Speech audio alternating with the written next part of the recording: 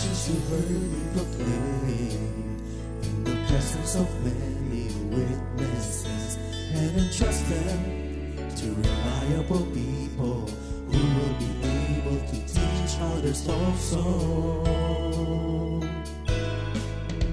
Take the teachings you heard me proclaim in the presence of many witnesses, and entrust them to reliable people who will be able to teach others also. Take the teachings you heard me proclaim in the presence of many witnesses, and entrust them to reliable people who will be able to teach others also. Take the teachings you heard me proclaim in the presence of many witnesses, and entrust them to reliable people who will be able to teach others also. 2 Timothy 2:2. Hallelujah, 2 Timothy 2:2.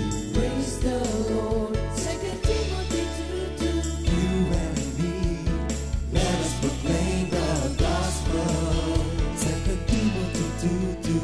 Hallelujah. 2 Timothy 2:2. Praise the Lord. 2 Timothy 2:2. You and me, Let us proclaim the gospel of Jesus Christ. Take the teachings you heard me proclaim in the presence of many witnesses, and entrust them to reliable people who will be able to teach others also.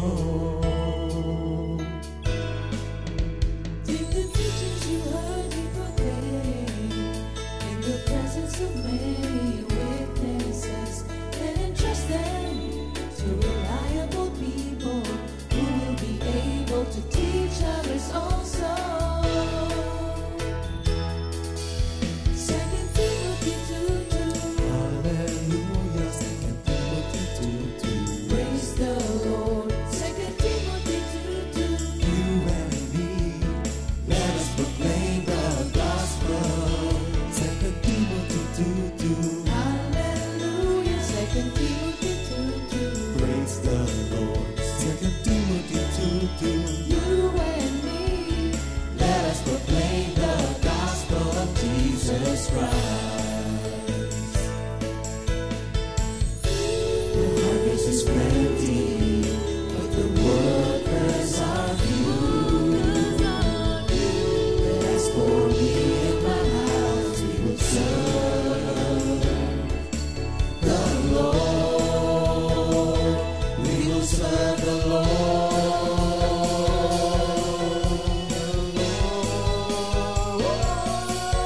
2 Timothy 2:2. Hallelujah. 2 Timothy 2:2. Praise the Lord. 2 Timothy 2:2. You and me, let us proclaim the gospel. 2 Timothy 2:2. Hallelujah. 2 Timothy 2:2. Praise the Lord. 2 Timothy 2:2. You and me, Let us proclaim the gospel of Jesus Christ. 2 Timothy 2:2. Hallelujah. 2 Timothy 2:2. Praise the Lord. 2 Timothy 2:2.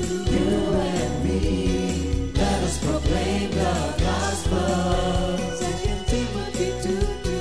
Hallelujah. 2 Timothy 2:2. Praise the Lord. 2 Timothy 2:2.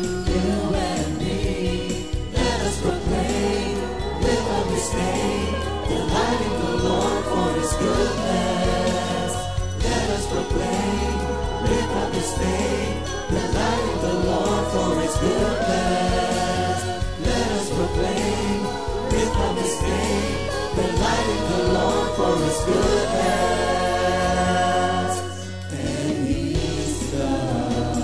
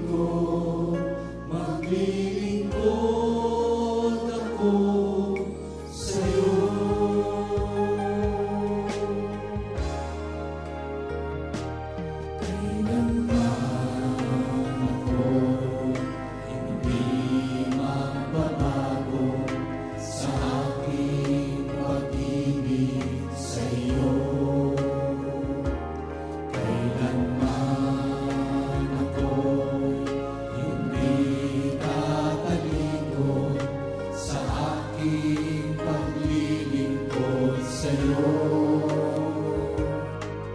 Ang buhay kong ito ay alay ko sa'yo. Ano man ang mangyari sa magulong mundong ito, kailanman ako'y hindi magbabago sa aking pag-ibig sa'yo. Kailanman ako'y hindi tatalikod sa aking paglilingkod sa'yo, Panginoon.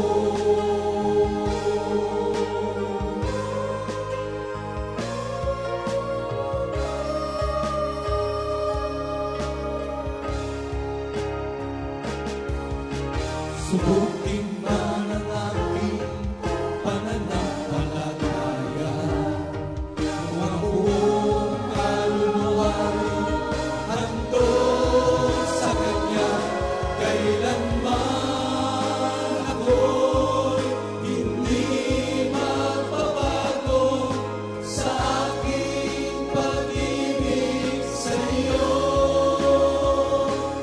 Kailanman ako'y hindi tatalikod sa aking paglilingkod sa'yo, Panginoon.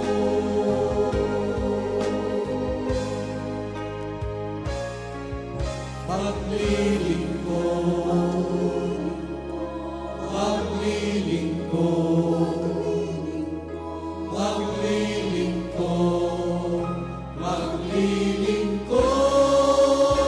ako sa'yo.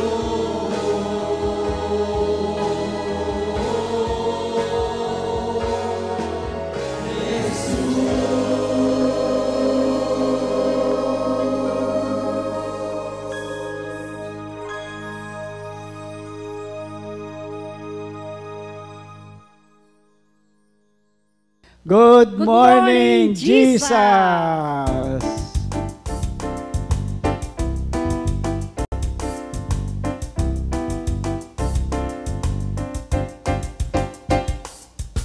Purihin si Yahweh sa kanyang kadakilaan, sa kanya ang tagumpay sa lahat ng oras.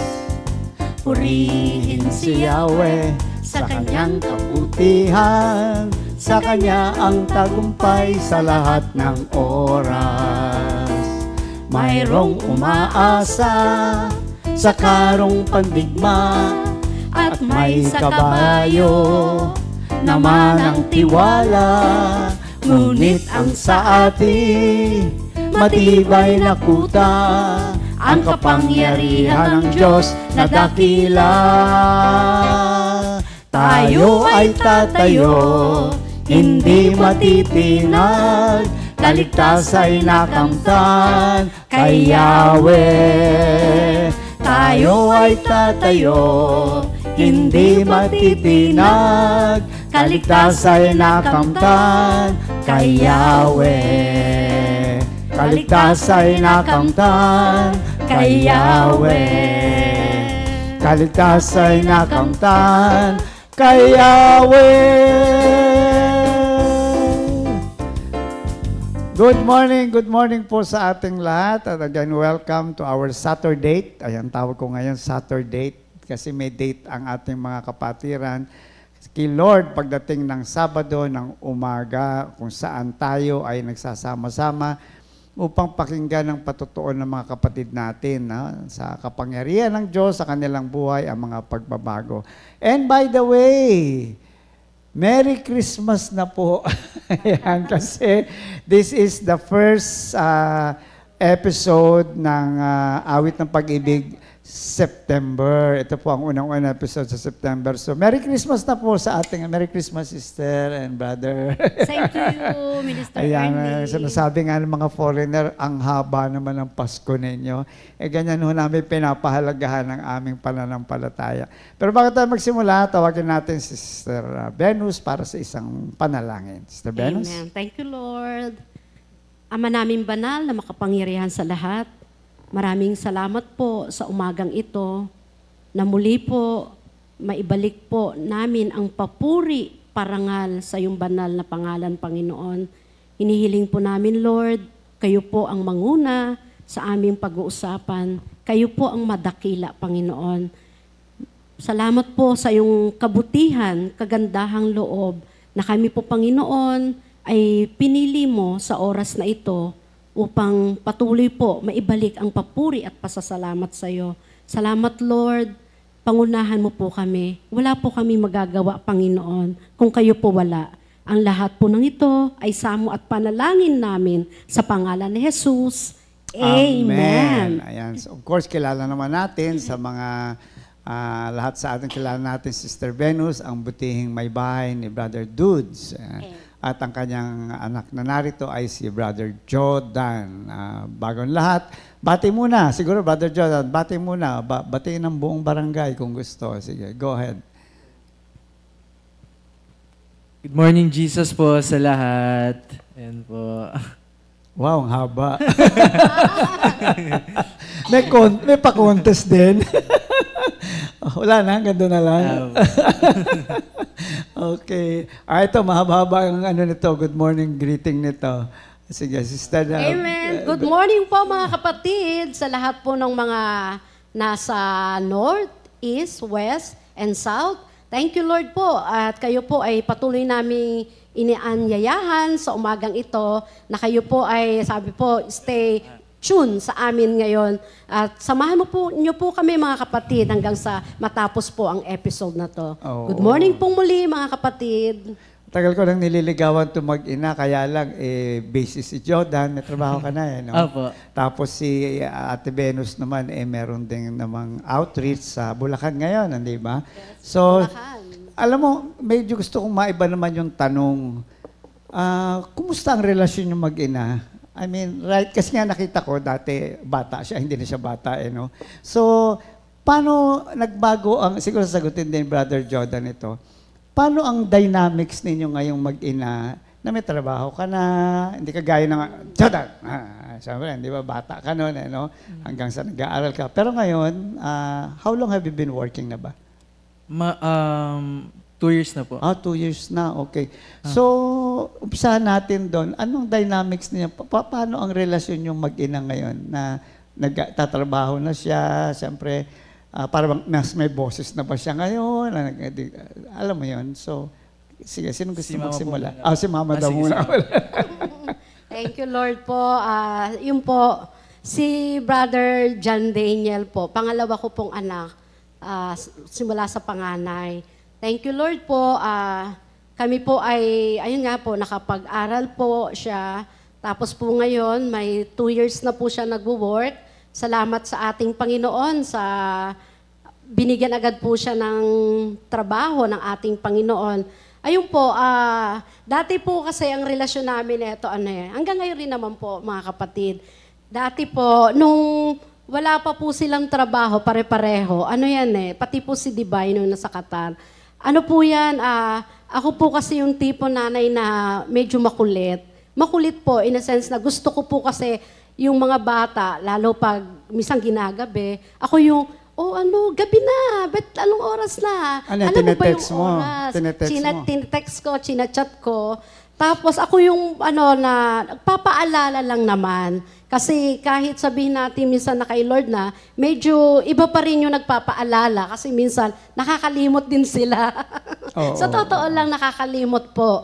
Pero po, sa pangungulit ko po, alam niyo po, meron nga akong word na lagi ibinibigay sa aking mga anak lalo nung nakapagtrabaho na sila. Sabi ko, honor your father and your mother. At lahat, syempre po, pag sila sabi ko po yon, na ano na po yan, napapa-smile na po yung mga anak ko. Kasi, kaya ko po sinasabi yon kasi po, nakita ko po yung buhay na nandito po, ngayon naglilingkod tayo kay Lord.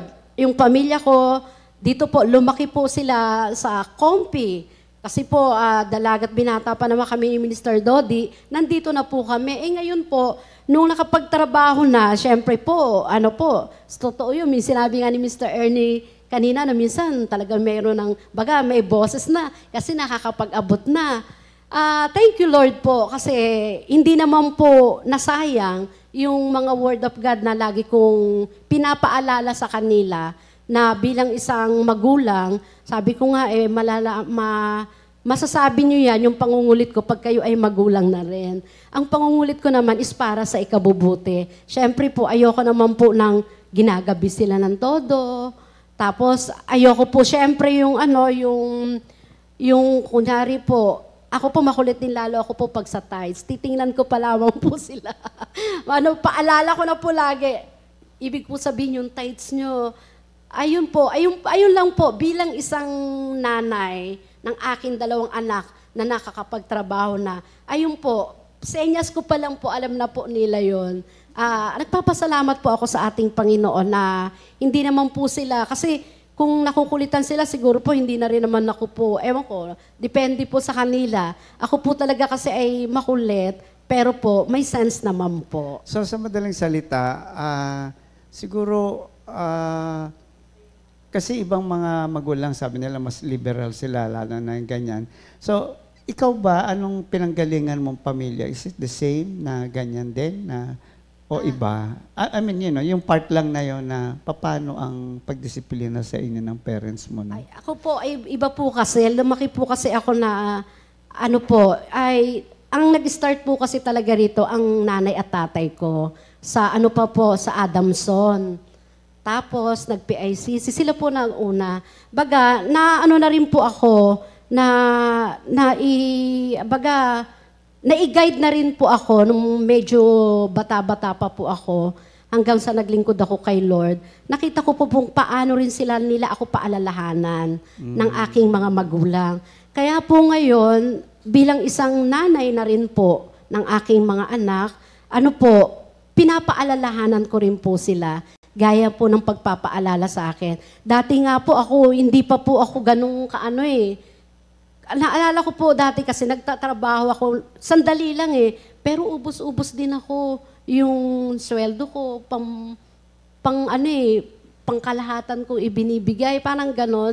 Ngayon po, nakita ko po, hindi pa kasi po ako nagtatights dati, yung mga panahon dati. Kasi hindi naman po ganun pa kainit na naglilingkod sa ating Panginoon.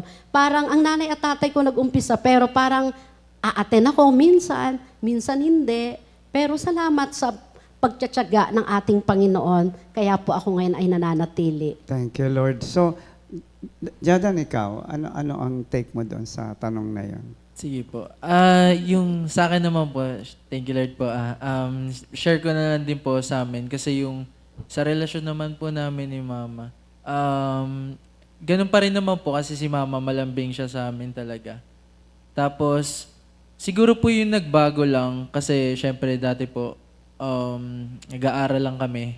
So talagang, kumbaga, talagang makikinig kami. Although ngayon, nag-work naman kami, nakikinig pa rin kami, pero ang kaibahan lang ngayon is, ayun nga, may boses na kami. Kumbaga, syempre, hindi po... Paano magsabihin na may boses na? Can you qualify that? Parang kumbaga, kunyari, magkakaroon kami ng family decision, gano'n. So, Okay. pwede na ako mag-speak up na, pwedeng ganito.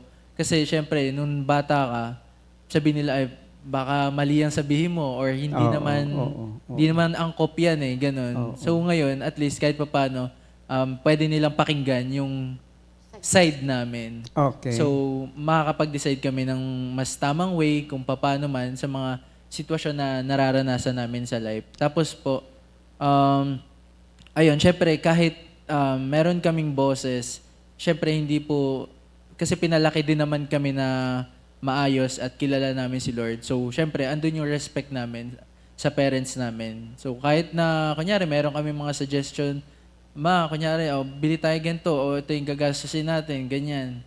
Siyempre, makikinig pa rin kami kung ano ba yung dapat talaga. Hindi mawawala po talaga yun. Kaya ko tinatanong yan kasi meron na tayong naririnig na nung magkapera na yung anak, nung magkatrabaho na, biglang nagkaboses. Kaya nga tinanong, anong klaseng pagkaboses? Na parang sila na ang nagdidikta, sila na ang may karapatan. Maganda yung sinabi mo na hindi ho nawala yung respeto namin sa kanila.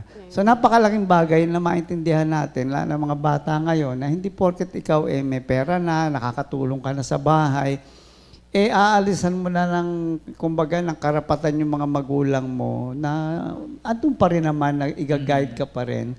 At sana yun maunawaan niya ng mga kabataan ngayon, na yun, maganda yung, ayoko gamitin yung salitang panakot kasi minsan nga nakakalimutan na, ang salita ng Diyos, pero napakagandang paalalahanan nga sila. Kasi ang magulang ay magulang. Kahit may asawa ka na, kahit may mga anak ka na, yung pagiging magulang ng iyong magulang ay laging nariyan. Hindi mawawala na yun talaga. No? So kay Sister Venus, sa mga anak mo, nagkaroon ko ba ngayon ng, kasi malalaki na no? Ano mga major adjustment ang nangyayari ngayon? Kay Dave, lalo na yung nasa abroad, no? Ano ang mindset mo sa mga ganito? Ito, magpaalam na, Mama, ako'y mag-a-abroad na rin. Anong mindset mo ngayon sa ganitong sitwasyon na, itong kalalagayan mo ngayon? Anong pananaw mo? Ang pananaw ko ngayon kasi talagang darating kasi talaga naman yung panahon na kaya nga sila nag-aral, nagsumikap. Alam ko naman darating talaga yung panahon na, sabi nga babalik kami na, dalawa lang kami ni Mr. Dodi. Baga naging hinanda ko na rin yung sarili ko na kung sila man ay makapagtrabaho at lumayo, yung bilang isang nanay, andun pa rin yung, alam mo, everyday na, Divine, pray tayo, Divine, ganon. Divine, kamusta ka rin, ganon. Hindi nawawala sa akin yun na kamustahin sila. Tapos, ayan, paalalahanan na, kasi siyempre, ang gusto natin, sa totoo lang, yung mga magulang, ang gusto mo. Ang gusto natin, ayan ay depende kung yung mga anak natin, minsan mahirap pa sunurin. Pero awa at grasya naman po ng ating Panginoon. Hindi naman po sila mahirap sumunod. Kung minsan man nagtataka, kasi ito yung mga batang lagi kong bit-bit Nung maliit sila, nag-outreach. Ngayon, nung nagkatrabaho sila, katulad yan, punta kami Pangasinan dahil mag-outreach kami. Tinatanong ko sila, okay ba kayo ng ganito? Okay ba kayo? Minsan, syempre, nagsasadya sila, hindi kami pwede sa ganyan, hindi kami ganito. Inaano ko pa naman po yun. Nire-respeto ko rin po kung ano yung kanilang mga nagiging suggestion na para sa ikabubuti naman. Ayun lang po, talagang natutuwa ako kay Lord bilang isang magulang ng mga batang lumaki dito sa Kompi na nakakarinig ng salita ng Diyos. Ang laking percentage na lumaki sila kay Lord. Totoo, hindi na ako nag-aalala ng ganon dahil alam ko hawak ng Diyos ang buhay nating lahat. May maganda kang sinabi kanina na yung unti-unti pinapalaya mo sila. No, napakaganda yon na unti-unti ay binibigyan mo sila ng laya na to make their decision in life at natututo kang, hindi naman natututo pala, kundi binibigyan mo ng diin na nire-respeto ko yung decision mo. No? Napakaganda nung gano'n. Kasi sabi nga, ang the most successful parents, ang tunay na matagumpay na mga magulang ay pag nakita nilang nakatayo sa dalawang paa ang kanilang mga anak. No? Kung halimbawa sa darating ang araw nga, maghihiwa-hiwalay talaga kayo. And that's the best, no? Because you will have your own family. So, tanong ko rin si Jordan, pag ikaw, wag naman muna ngayon tanong lang ito. Pag may pamilya ka na, hindi ka naman full-time, di ba? Ano yung mga values na gusto mong ipaabot din sa mga anak mo na natutunan mo sa iyong mga magulang? Ano yung mga values na yun na sabihin natin na tumatak na sa iyo yun na pag ako may mga pamilya na, may mga anak ako, ano yung gusto kong makaabot din sa kanila? Sa akin po, madami pero yung nasa isip ko ngayon is syempre, unang-una yung Christ-centered sila po. How would you do that? Paano mo gagawin yun? Syempre, pag sa akin po kasi siguro lahat naman ng yun is magsisimula sa akin. Kumbaga, magiging practice ko siya para dun sa, let's say, sa future na magiging pamilya ko. Ganun po. Kumbaga, sa simpleng pagdadasal, pagpapasalamat kay Lord, magsisimula sa akin yun. Tapos, syempre, syempre, ayun nga, kanyari, magkaroon ng pamilya, syempre, maging tatay. Syempre, ikaw na mismo yung magdadala sa pamilya mo sa church. Kailangan, bilang tatay, ikaw maglalapit. Kasi, di ba po, pag mga tatay sila yung mas nasusunod, diba, tama po ba ako? Oh, head ka. Head of the family eh. So, syempre, kung ano yung magiging desisyon mo, yung family mo, susunod sa'yo. Syempre, kung dadali mo sila sa mabuting gawi, doon sila mapupunta lahat. Lahat na matututunan ng anak ko is magiging maayos. Tapos po, syempre yung respeto din kasi ayun talaga yung nakuha ko din sa parents ko po na kailangan lumaki ka ng marespeto. Kasi may times na syempre hindi sa aming mga kabataan hindi mawawala yung yung syempre magkaroon ka ng sama ng loob sa ibang tao, sa ibang kunyari may kikwento ako sa mga dati ko naging teacher, matatanda na yun, syempre share ko sa kanila. Pero syempre sabihin nila na may mga times talaga na ganun. But you need to have respect pa rin sa mga mas nakakatanda sa'yo. Hindi lang sa mga nakakatanda sa'yo, pero sa kahit anong edad yan, syempre kailangan nandyan yan. So, ayun yung mga kailangan maging practice din ng lalo na yung mga younger generation din ngayon. Ganun po yun. Isa nga nakita ko na talaga naman, which is biblical, kasi sa Pilipinas, normally, ang nanay nagdadala sa Panginoon, di ba? Nanay ang nagtuturo ng dasal. Pero bihirang-bihira, and I hope that, that would be your stand hanggang sa dumating ang panahon na dumating ka na nga doon, na ang tatay dapat talaga, kasi ikaw ang authority eh.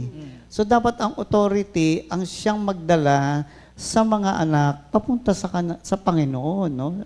Sabi nga sa Bible, tayo ang tatay ang pari ng pamilya, no? Hindi naman mother ang sinabi doon. Sabi ang tatay ang pari. At pangalawa ay yung responsibility mo, nakita mo na agad na dapat sample ako.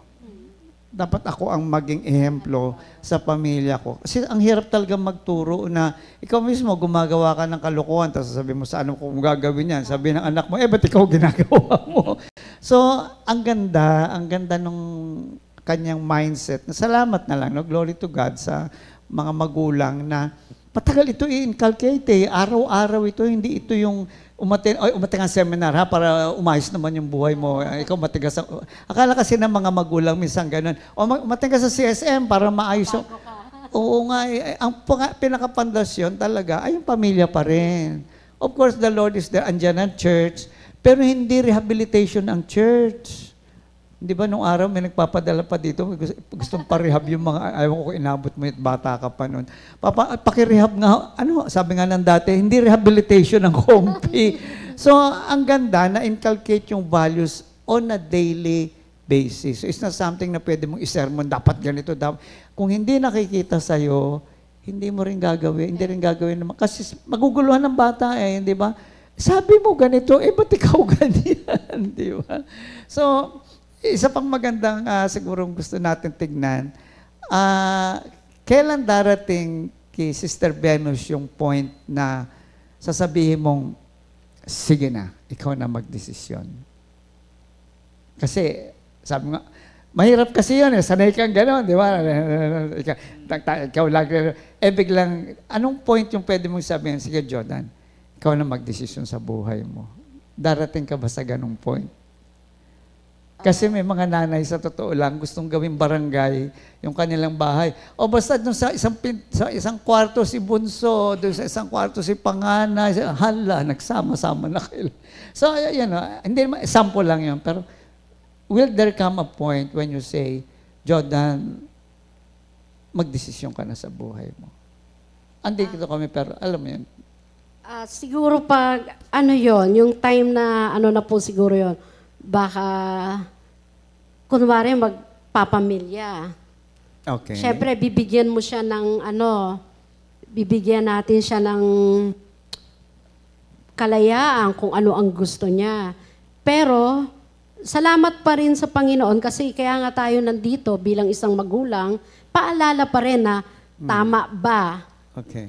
Kung ikaw ay hiwalay or sige, Laya, makakabuti ba sa'yo yan? Nandun pa rin yung natin yung baka sakali na yung guidance ng magulang, nandun pa rin na kung sakali ba o bigyan kita ng Laya, makakabuti ba sa'yo yan? Mapapabuti ka ba dyan? Katulad na lamang neto, di ba? Totoo kasi niyan, may girlfriend si Brother Jordan. Okay. Ngayon, eto, may girlfriend. Siyempre, sabi namin ni Minister Dodi, bakit parang hindi namin, minsan kasi pumunta dyan, pero hindi namin nakausap ng harapan. Okay. Eto, pumunta na dyan, natuwa naman kami, kasi sabi ko sa kanya, dapat, madala natin kay Lord. Umaten. Pumunta siya rito, umaten siya. Nadala naman ni Jordan. Since meron din siyang, meron siyang hindi yung girlfriend mo, may church din. Meron din Christian community. Okay. Christian din siya. Every Sunday, ginagamit din yung family niya sa church. Good. Ngayon, sabi ko kay Brother Jolandan, baka kailangan madala mo yan dito. Ngayon, baka dumating pag pinabayaan ka namin, baka dumating ang araw, ikaw ang madala, hanggang hindi ka na namin makasama. Sabi ko sa kanya, kaya tayo ngayon nandito, sabi namin ni Brother Dodi, kinakausap namin siya actually. Lagi namin yung kinakausap na kailangan madala mo, kailangan maging open. Kailangan kasi walang sekretuhan na nangyayari. Kailangan maging open sa isa't isa. Bukas kami na kung ano ang nangyayari, dapat alam namin bilang isang magulang. Para doon po kami ngayon nakakapasok na katulad na, Dan, dapat madala mo siya dito. Hindi dapat na baka pagdating na araw, ikaw ang madala niya sa ibang, bagamat Christian siya. Pero mas mainam din, mas maganda rin syempre na kasama rin natin siya sa ating community, di ba? Pero depende pa rin kung basta kami ay patuloy nananalangin kay Lord na bilang isang magulang, na may ganito mga sitwasyon. Siyempre, dalagat binata na yan. Darating talaga yung panahon niya na papaalam sa'yo, maggaganito na, aalis ako dito dahil yung mga ganon. Darating talaga yon. Kaya nga, salamat, yung mga pagkakataong ito, piniprepare tayo ng piniprepare kami, nahanda kami bilang isang magulang na dumating man yon, naging yung pang-araw-araw nating ginagawa, naging reference yun na paalala na hindi humiwalay ng wala lang. Ayun alam mo yung humiwalay na wala lang, tapos after humiwalay, hindi mo na alam kung ano na yung kanyang kalagayan. Yung ganun ba? Nanay ka talaga. Anyway, kaya ako natanong yun kasi nabuksan mo naman yung topic na yan. Kasi nga, kundi ang biblical prescription is huwag kang manliligaw, in this case lalaki, huwag kang manliligaw sa isang hindi Kristiyano. So tanong ko lang si Jordan, naging standard mo ba to? Bago ba sabi, okay, manliligaw ako, pumasok ba sa isip mo na, teka, ang sabi ng salita ng Diyos ay, na dapat Christian. Kinonsider mo ba yun nung bago ka mag-girlfriend? Ay, hindi, maganda to, tsaka na natin pag-usapan. Honestly. Siyempre po, kino-consider ko rin po yun. Kasi, ang good thing lang po kasi dito, never ko rin nirush na magkaroon ako ng girlfriend. Yeah. Kasi, kumbaga, sa isip-isip ko, lang yan gastos, ganun. Kasi, syempre, kahit pa paano, kailangan mo ng budget, di ba po? Tapos, syempre, may times na kakain, ganyan. So, sa mindset ko na, gastos yan, ganyan. Okay. Pero kasi, yung sa status ko ngayon, syempre, working na ako, syempre, kailangan marunong din ako mag-budget, ganun po. So, syempre, yung kailangan, yung makakasama, like yung magiging ka-relasyon mo is, syempre, matutulungan ka din sa lahat ng bagay. So, So, kinonsider mo yung pagiging Christian niya o hindi niya Opo, Christian? kinonsider ko po yun kasi, kumbaga, makikita ko na doon pa lang na kung ano ba kami, para ba kami sa isa't isa. Kasi makikita mo sa personality nung isang tao po yun eh. Okay. Parang, galing kasi kami sa magkaibigan before. So, okay. So, ayun po. Tapos, nalaman ko rin na grabe po kasi unexpected po lahat. Tapos, nalaman ko yung family niya is active din sa church. Yung parents niya nagtayo ng church. Tapos yung tatay tumutugtog. Yung kapatid niya kumakanta. Ganun po. Lahat po sila na nasa banda din po. Ganun. So, palagay ko hindi naman magkakaproblema yun yung fear ni mami mo na, naku, baka kasi, kontrabida muna ako. Okay. Hindi natin masasabi ang plano ng Diyos. Right? Of course, sino bang ayaw na dito siya, o hindi ba? Siyempre gusto rin sa kabila, doon siya. Okay. So, merong tinatawag na conflict na ganyan. And the best thing really is to bring it before God. No? Dahil hindi natin alam, baka biglang doon pala ito magiging pastor. Ano lang yan, mga speculation. What we're saying is, lahat tayo gusto natin dito. No? Lahat tayo, walang hindi. But then, God has His plan and we need to see that. Hindi natin sinasabi na, sige, kung gusto mo, hindi yon, no? Kundi yung, tayo yung bayan ng Diyos na laging hinahanap ang kalooban ng Diyos. Kaya lang siyempre, Lord, pwede ba? Yung kalooban mo tsaka kalooban ko pareho dito. Pero yun nga, that's why we're talking about this. Because nagiging dilemma yan, kahit ng mga Christian family. Na paano to? Dapat dito ka, dapat ganyan ka. So nagkakaroon tuloy ng conflict. Pero salamat na lang you have godly parents who would also bring this before the Lord. And ang Diyos ang nagde-decide kung wag lang ibang hindi Kristiyano. Yun lang. Yun lang. Hindi natin alam ang plano ng Diyos. Pero natural sa isang ina, no, na siyempre, na nandito ka, kasama ka namin. Pero ang maganda niyan is eventually, magsasarili kayo, which is the biblical talaga na hindi kayo titira doon, hindi kayo titira dito, but you will have your own family. Medyo matured ho yung topic namin ngayon, no? Wala na yung mother-daughter kasi parang sabi ko na explore natin ito. No? Darating ka doon sa mga ganong pagkakataon. So siguro, isang gusto pa nating tignan dito ay yung finances mo. Ayan. Bilang Christian, hindi ko aalamin yung gory details, huwag kang mag-alala. Okay. Pero how do you consider your finances in terms of kasi karoon na interview ko, wala pang mga trabaho yan. Ikaw meron na eh. So sorry ikaw may trabaho. Na, how biblical is your budget? May budget ka, may pera ka. Okay? Sa'yo yan. Wala nang pwedeng, kumbaga walang pwedeng makialam dyan. Kumbaga sinasabi nga, pinaghirapan ko yan. Binigay sa akin ng Diyos yan. Ano ang take mo dito as a Christian na kumikita ka na? Na paano mo ngayon tinitignan itong kinikita mo ngayon? And in a biblical, yun ang tatanong ko, may biblical, ano ba yan, principle kung saan, maliban doon sa sasabihin na, oy, yung tithes mo. Ikaw, paano mo ngayon tinitignan itong mga gifts na binibigay sa ng Diyos? Ano ang take mo dito na, how do you see it? Sige po. Sa akin po, unang-una sa lahat, syempre po, thank you Lord kasi nararanasan ko yung ganung bagay po. Kasi syempre, sa panahon ngayon, mahirap makahanap ng work po. So, talaga? Hindi lahat magkaka-work ka kaagad after ng graduation mo, ganun.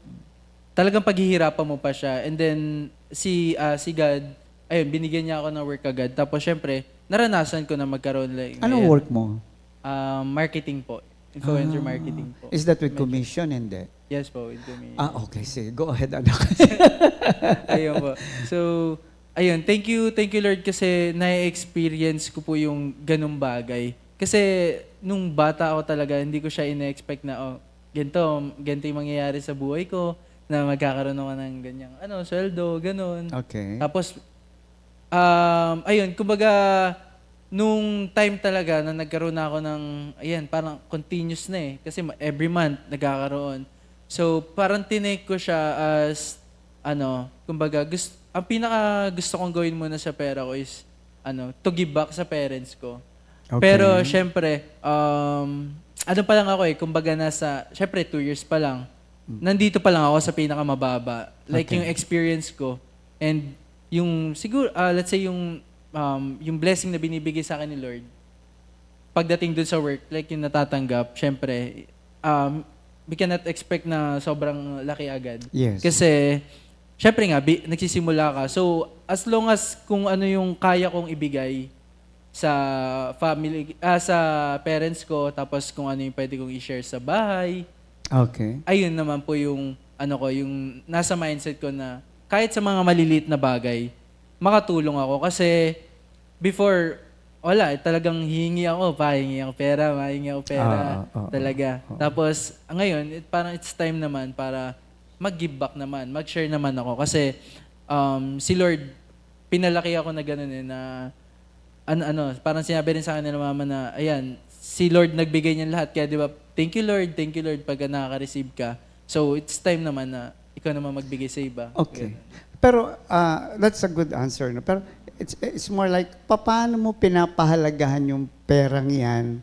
Paano mo siya pinangangalagaan? Or paano mo siya pinagyayaman that it's still giving glory to God?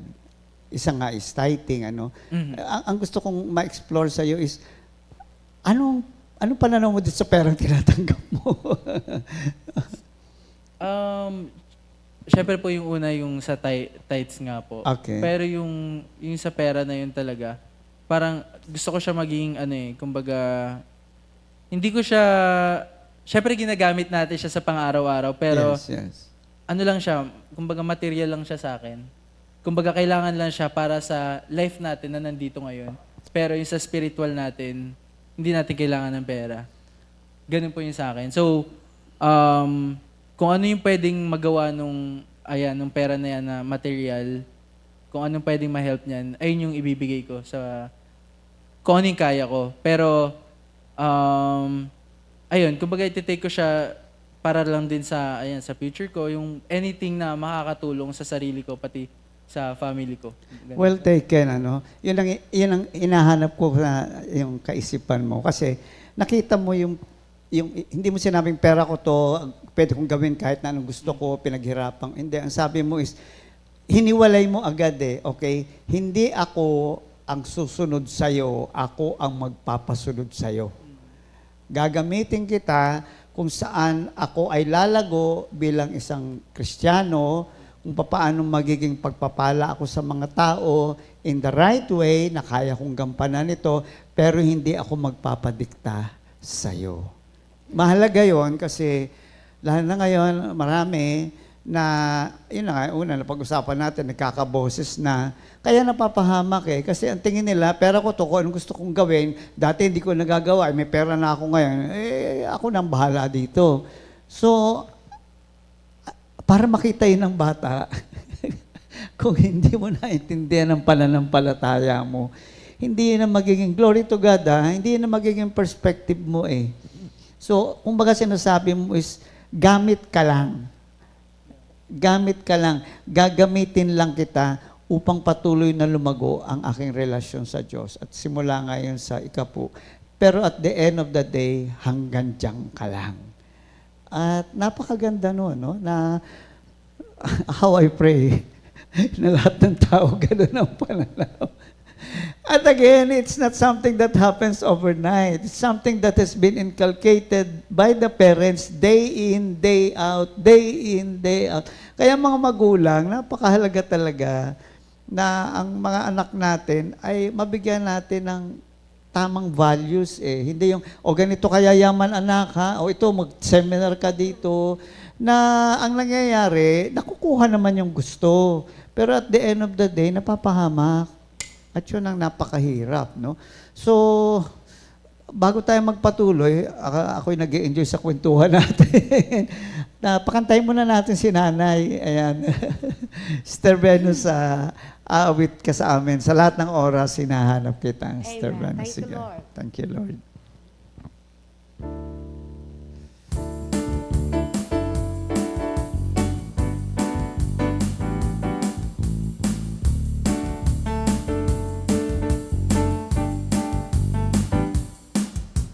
Sa lahat ng oras, Jesus, hinahanap ka. Sa lahat ng panahon, pupurihin kita.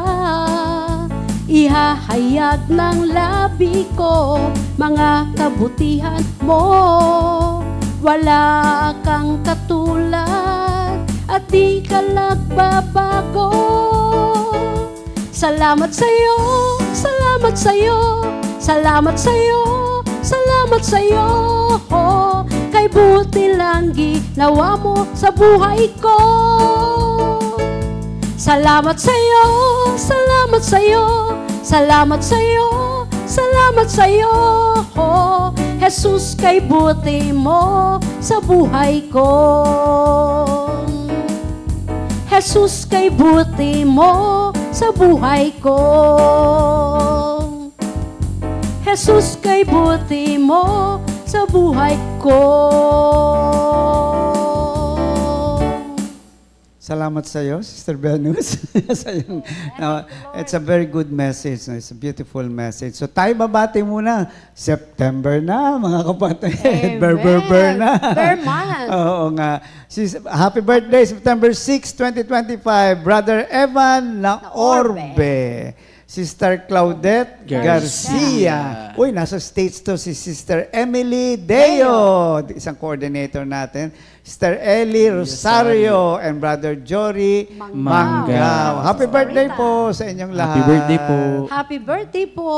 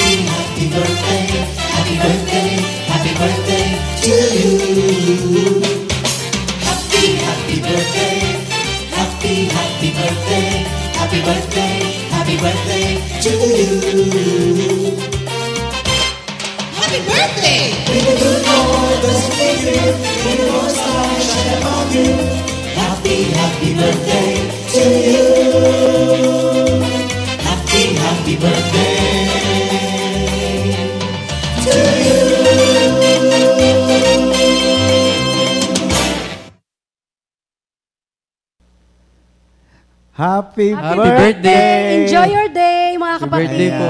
Enjoy. Kasi enjoy kami sa pinag-uusapan namin dito. No? Medyo naiiba to kasi kaunti pa lang yata yung na-interview ko na ang anak ng worker ay nagtatrabaho na. No? Most of them are students. No? So, ang sarap i-explore ito kasi dito makikita yung resulta ng mahabang panahon na tinuruan mo sila, dinisiplina mo sila. Ito na yung resulta eh. At dito ito na yung part ng reward actually. Hindi na yung marami ng pera. Hindi. Yung bang natutuwa ka na, ay nakita niya, ay di ba? Ito na yung bunga kumbaga, di ba?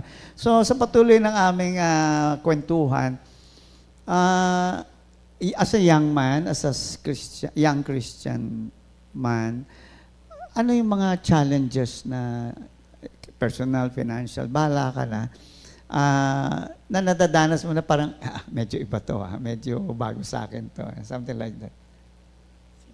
Sa ano po muna, siguro sa workplace ko po. Kasi ako po yung tipo ng teenager na Hindi ko na teenager, no? joke lang. Ayun, basta Young ako, man. ako yung tipo na young man na na hindi po kasi ako sa totoo lang po hindi po kasi ako mahilig sa mga drinks na, alam niyo po yun? Mga liquor. Mga liquor po. Hindi ka social drinker din. Hindi po talaga. Okay. Apo. So, sa work ko po kasi ngayon, parang yung mga manager ko po, Kasi dikit na ako sa manager. Yes. So, may times na sasabihin nila sa akin, kasi like, kunyari, yung CEO namin is magkakaroon ng meeting, ganyan. So, syempre, magkakaroon ng usapan, ganyan. Tapos, parang magkakaroon din ng moments na like may mga liquor na drinks. Pero, syempre, ako as a Christian, iba rin yung parang nakikita ko. Kasi, sinasabi sa akin ng mga manager namin na, kasi tawag nila sa akin JD. Tapos minsan Jades. Okay. Opo, parang palayo ko sa work. So sabi nila, Jades, ganyan. Sabi nila na, kailangan natin yan sa work. Wala na yan, Parang, sales. Oh, Sabi niya, yan kumbaga, ito yung way to build relationship, lalo na sa mga CEO natin. Makukuha mo yung trust nila, ganyan. Parang lang ba, kumbaga nagkakaroon kayo ng bonding sa loob ng isang room. Siyempre nagkakaroon ng usapan, ganyan. Siyempre magkakaroon ng shared moments, something na ganon. Pero may times nga na yun, sabi nila, yung sir natin, ganyan, malakas uminom yan kasi mahilig sa mga drinks yan. So, mamahalin mga drinks yan, ganyan. May times na itry mo din. Pero kasi ako talaga, parang... Ano sinasabi mo sa kanila? Hindi po, alam po talaga nila na never ako nagtitikim na. Alam ba nilang Christian ka? Opo, alam din po nila Okay. na pastor yung parents ko So, po. ano sinasabi mo pagka ganun sinasabi nila sa... Pag ganun po sinasabi ko, syempre, minsan po kasi iniisip ko, pag sinabi ko na, ayoko, sabi nila, ano ba yan? Parang, ang lambot mo naman. Parang ganun yung dating. So, may times na sinasabi ko, sige, inaano ko lang sa kanila na, sige, pwede naman itry, pero hindi talaga, pas talaga ako, ganun. Parang matikman ko lang for experience, ganun. Pero hindi ko na siya para, kumbaga ako, alam ko sa sarili ko na hindi ko siya itutuloy. Na like, yun talagang magiging usual na, iinumin ko na ganun po. Kasi talagang sa akin pa lang, alam ko yung panlasa ko talaga. Hindi talaga pang mga ganun bagay po. Okay. Tsaka syempre, lumaki din ako na hindi ako ganung hindi ko nakikita yung tatay ko na May inom. iinom. So okay na ako sa mga kape, milk tea, mga ganun po. Ayun. Hindi mo kinonsider na, naku, baka hindi ako, alam mo yan, hindi ako tanggapin sa circle, social circle, opo. di ba na, pagbigyan ko na lang sila. Hindi naman. So ayun nga po, naisip ko rin, may times na pumasok po sa isip ko, sabi ko na, so, if, kunyari, inalok ako ng isang mug, ganun, kung ano man yung tawag doon, ialok man ako, tapos tanggihan ko, so paano yun? Hindi na kami magiging close forever. Kumbaga, hindi na ako magkakaroon ng communication with the higher ups namin. So, sabi ko si Lord naman yung bahala doon kasi alam naman ni Lord kung sino ako at kung ano yung dapat kong gawin. Kumbaga, syempre, pumasok din po sa isip ko, baka ganun nga. Pero alam ko naman na si Lord pa rin naman yung masusunod po. Amen. Totoo naman yun, di ba? May Word of God. Ang Diyos ang nagpo-promote. At saka siguro dyan natin, I know it's not easy, especially for a young man. No? We always want to be accepted. We want to be a part of a group. At talagang hihingi ka ng wisdom kay Lord na kung papaanong gagawin mo dito. But the Lord honors His Word Parang, siguro in a sense, marami na naman tayo nakita dyan na hindi sila sumabay sa Agos, and yet they became successful. And it was a good testimony for people to see na hindi ko naman pala kailangan mag-subscribe sa ganyan kasi tignan mo ito. See? But again, you're a young man, ang dami pa rin siyempre pumatakbo sa utak mo.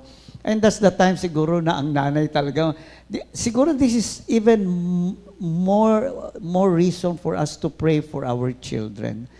No? Because this is the time na alam mong haharap sila sa mundo, medyo yung protected environment, wala na, you're on your own, di ba? Kung anong tinuro namin sa'yo, kung anong, ikaw na mag-decide niyan. And isang gusto kong sabihin dito is, that's the time na, hindi, matanda na yan, alam mo na, hindi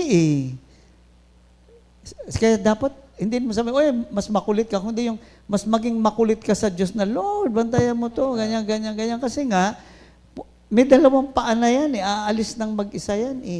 Pwede na siyang magdesisyon sa sarili niya. And sometimes, may mga Christian parents na pinalaki pa naman kita ng ganyan, ganyan, na hindi na niya makita na, teka, ngayon lang lumabas yan, lalo na yung mga taga rito.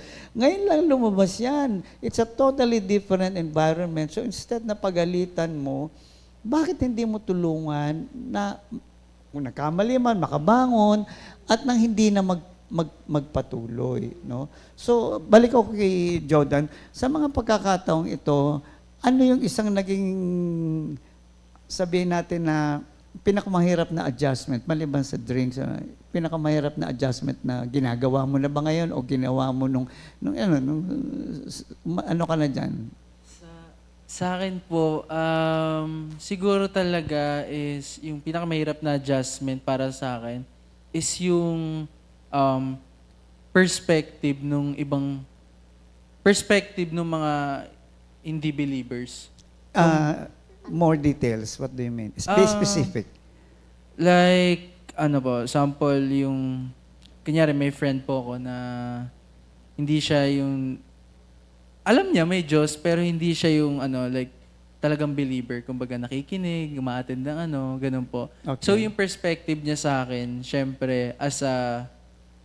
Do they see you as weird? Po? Do they see you as weird? Yes, parang ganun po. May times na ganun. Kasi syempre, nag-church, ganyan. Kasi di ba, mostly po talaga kasi ngayon sa mga kabataan na halos lahat mga kaedad ko yung mga puro bar yan eh. Puro bar, mahilig kung saan-saan sumasama, may mga bisyo, pero ayun makita nila sa akin na hindi ako pala ganun eh. Sorry ah. Parang, hindi, lang po yan, biro-biro ko lang yung sorry, ganun. Parang inaasar ko lang din sila. Pero ayun po, parang tingin nila sa akin weird kasi iba yung ayun nga po, yung parang perspective nila sa akin na hindi ayoko ng ganyan kako. Ayun yung parang naging isang challenge sa akin kasi syempre nung lumabas na ako, lalo na nung college wala naman ako kaibigan. So itong work lang talaga na pagka kunyari pag may mga events talaga yan, talagang aalokin ka nila eh. Gusto mo na ito, ganyan. And then it's time naman para sa akin. Syempre kung ano yung magiging desisyon ko na pwede kong kunin yun, pwede kong inumin yun, pero sabi ko ayoko ganun. Kaya nung mga time nga po na mga ganun, parang gusto ko sa loob ng isang room, hindi ako yung hahatakin ng mga tao. Gusto ko sila yung mahahatak ko. Kumbaga, sila yung malalapit ko kay Lord or kung ano yung mga pinaniniwalaan ko tungkol kay Lord. Hindi yung dahil hindi ako yung magpapa-impluwensya sa kanila. Parang ganun po. Okay. Ganun. So, hindi ka pwede mag-preach, no? Kasi hindi naman ikaw preacher. So how do you approach the situation? How do you respond to that kind of challenge? Paano mo or nagagawa mo na ba na isi-share mo ba yung faith mo kahit na hindi naman kailangan sa lahat ng tao, one-on-one? Or how do you navigate the situation na hindi mo kino-compromise yung faith mo and yet sabi mo nga, I also want to share this to them. So, paano ginagawa mo? Sa akin po kasi, hindi ko pa po siya, hindi ko siya talaga masyadong, during that time na sasabihin ko sa kanila na, wag na tayo dito kasi syempre parang magiging... Parang preachy yung dating mo. Tapos parang, syempre, sabihin nila, kill of joy, gano'n. Killjoy. Killjoy, gano'n. So, syempre, ako po kasi yung tipo ng tao na kung ayaw mo maniwala sa akin, may times na, sige, diyan ka na, sabi ko ganun. Basta ako, as long as kaya kitang mahatak by, syempre, sa pagpigil ko lang sa kanila, mga simpleng bagay lang na, wag na yan, iba na lang yung anuhin natin. Kunyari, iba na lang yung inumin natin, kainin natin, wag na yung mga ganyang bagay.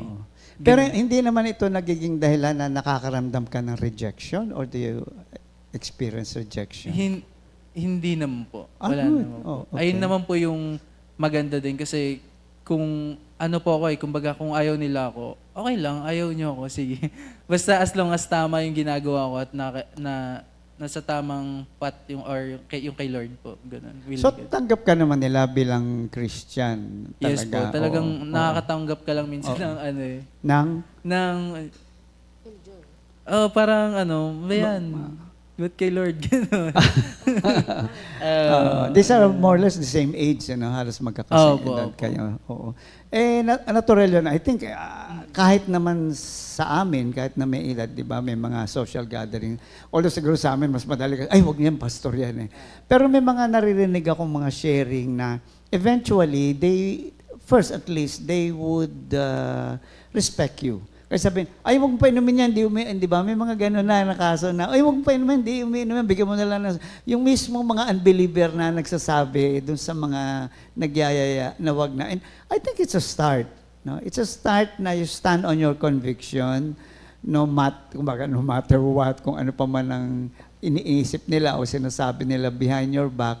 But the thing is, malinaw sa akin yung stand ko. And I guess that's the difference between a Christian, a young Christian, at sa mga karaniwan sa mga bata ngayon. Na walang clear conviction about faith.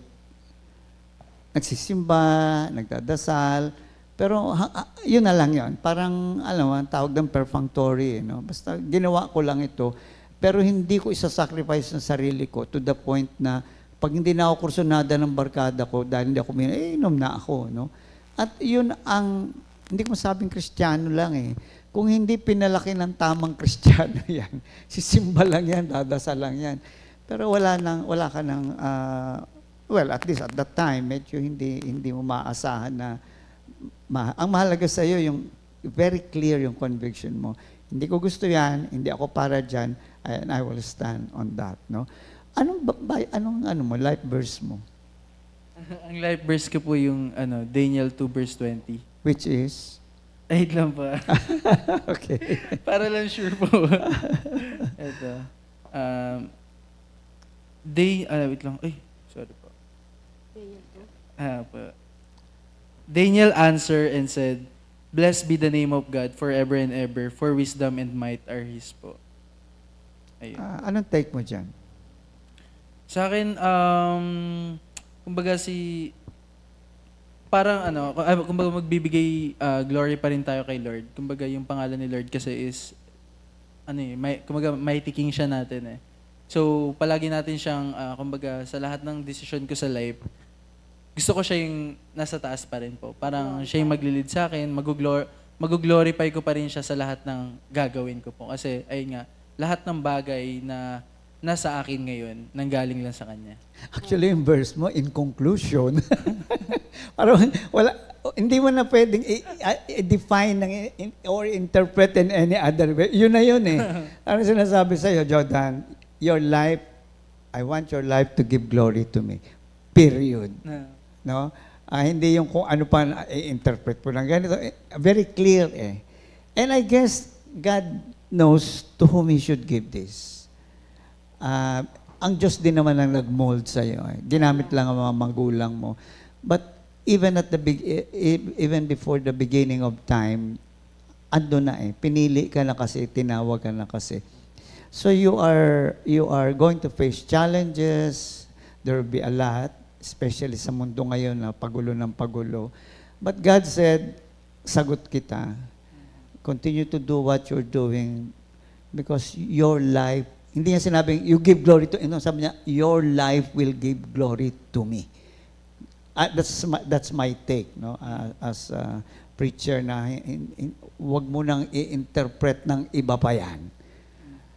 Hinulma kita, pinili kita, tinawag kita, dahil ang buhay mo ay para sa kaluwalhatian ko.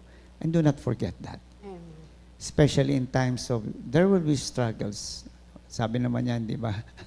In this world, you will have troubles, but take heart. So, sinasabi niya, Jordan, in this world, there will be troubles. But take heart, you are mine. And I created you for my glory. It's a very personal thing. It's a I love that verse. Ngayon ko lang siya masyadong tinignan. He's saying, aking kasagot kita, ipipreserve kita, kasi doon kita tinawag. At kung lahat lang tayo, yan ang mindset, wala nang problema eh. Kasi babalikan mo yung nangako na tapat, di ba? Nangako na tiyak na Pag sinabi kong ipipreserve kita, ngayon, pag matigas ang ulo mo, ipipitikin kita. If that's the only way to preserve you, you will experience discipline. No? Siguro last question, how do you see yourself in the future? Very generic, ano? Pero bahala ka na paano sagutin. How do you see Jordan 10 years from now? Ano ba ang vision mo tungkol? Sige po. Sa akin, syempre po, sa akin, nag-i-aim din ako syempre ng mataas po. I mean, hindi yung mataas na meron ka ng natatapakan na ibang tao, ganon. Kundi yung mataas ka in a way na naging successful ka sa life dahil kay God. Ganon po. Tapos, syempre yung sa spiritual ko rin po. Gusto ko siyang kasabay nung kumbaga kasabay ng pag-angat ko sa life, kumbaga maging successful. Gusto ko successful din yung spiritual life ko. Hindi ako malalayo kay Lord dahil ayun nga, alam ko na palagi siyang nandiyan sa akin. Ganun po. Alam mo yung isang word doon, balance. Pagbalanse ang pangarap mo at ang relasyon mo sa Diyos, at higit sa lahat, ang binibigyan natin ay yung relasyon natin sa Diyos, magiging successful ka. Just make sure na ang definition ng success sa iyo ay hindi yung success ng mundo. Sa akin, ang parents mo are very successful. Mahirap pagkatiwalaan ng isang buhay. Ilang anak ninyo, Sister Ben? 4 na buhay ang pinagkatiwala sa kanila. At doon mo mag-gauge kung gaano ka ka-successful. It's not money, walang masama sa pera, walang masama sa kayamanan. Pero kung yung buhay na ipinagkatiwala sa iyo ay hindi nakarating doon sa layunin ng Diyos na lumikha sa atin, then we are a total failure. At maganda kay Jordan, glory to God, nakita niya na hindi ako successful na papalakpakan na ako ng tao. Of course, we want admiration. We want recognition. Pero ang sinasabi niya is hindi mawawala yung spiritual life ko na mas pangangalagaan mo dapat for you to be successful even in the material things. No? So, yun ang mga values na kaya may awit ng pag-ibig. Okay? Kasi ibang mga bata sabihin, pag naririnig to, may ganun. Sasabihin, tao ka ba? Di ba? Alien ka ba? Kasi hindi naririnig ng tao yan. Pag nasa labas ka, wala kang maririnig na gano'n. So hopefully, by the grace of God, yung mga nakikinig na magulang, yung mga nakikinig na mga kabataan, makita nila na may mas magandang buhay. May mas magandang kinabukasan. Dahil ang Diyos ay may itinakdang magandang buhay sa bawat isa. John 10:10, I came that you may have life in all its fullness. At hindi tayo magtatapos na walang awitin si Brother Jordan. And so, Brother Jordan?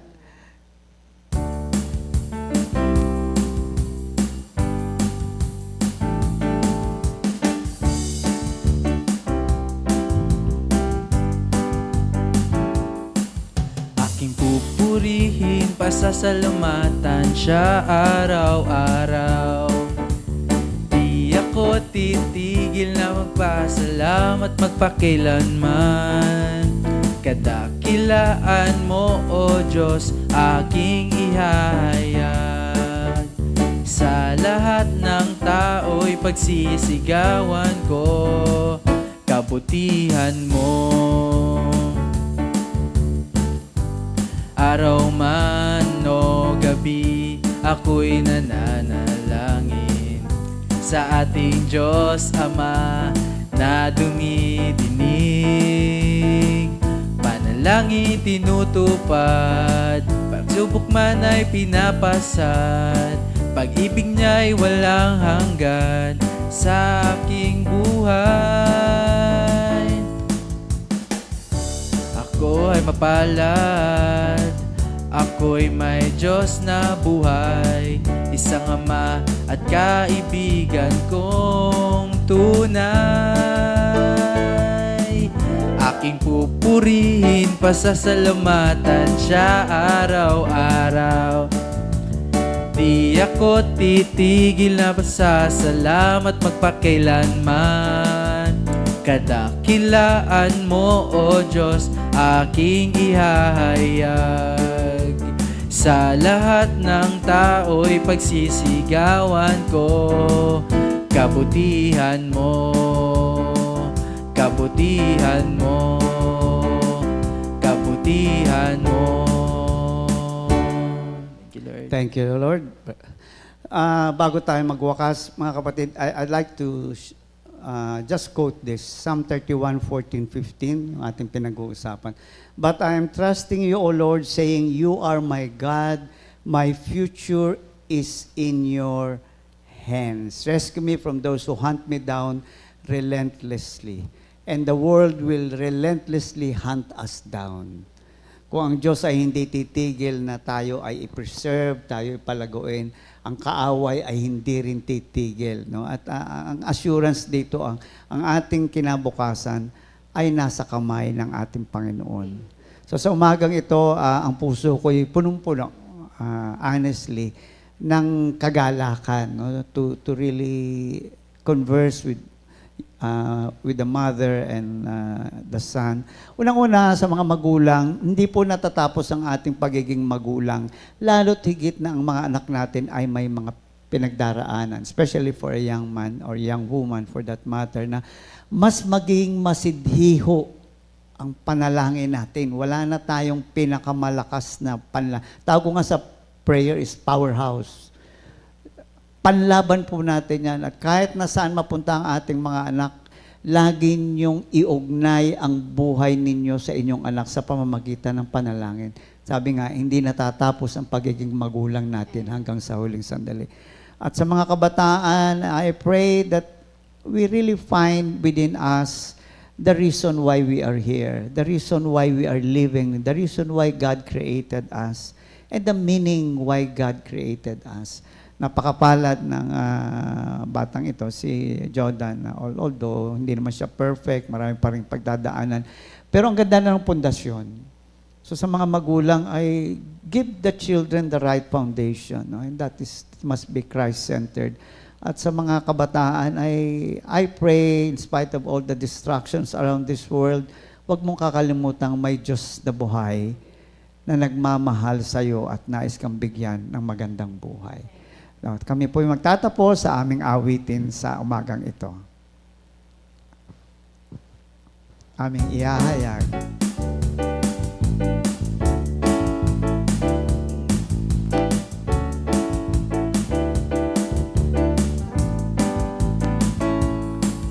Aming ihahayag ang kadakilaan mo, O Diyos. Di kami titigil na magpasalamat. Ikaw ay pupurihin at pararangalan sa araw-araw, magpakailan pa man. Dakila si Yahweh at papurihan siya, at pasalamatan magpakailanman. Dakila si Yahweh at papurihan siya, at pasalamatan magpakailanman. Aming isasaysay mga ginawa mo, tunay nga kahanga-hanga. Aming isasaysay mga ginawa mo, tunay nga kahanga-hanga. Tunay nga kahanga-hanga. Tunay nga kahanga-hanga. Papaalam na po kami. Magandang umaga po sa ating lahat. God bless everybody. God bless po. Bless po.